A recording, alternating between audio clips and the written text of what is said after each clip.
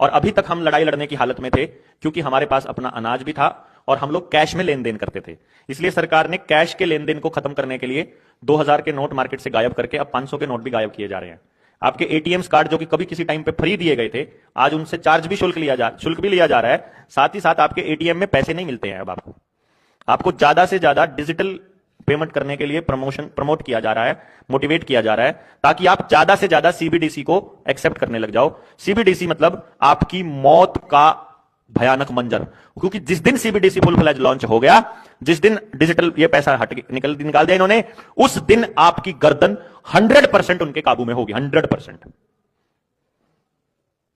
यही तो वो चाहते हैं। यही है न्यू वर्ल्ड ऑर्डर जो मैंने आपको शुरू में बताया था, नई विश्व व्यवस्था जिसमें सारी दुनिया की आत्माएं इन लोगों के ऊपर निर्भर हों और इन्हीं लोगों के इशारे पर काम करें।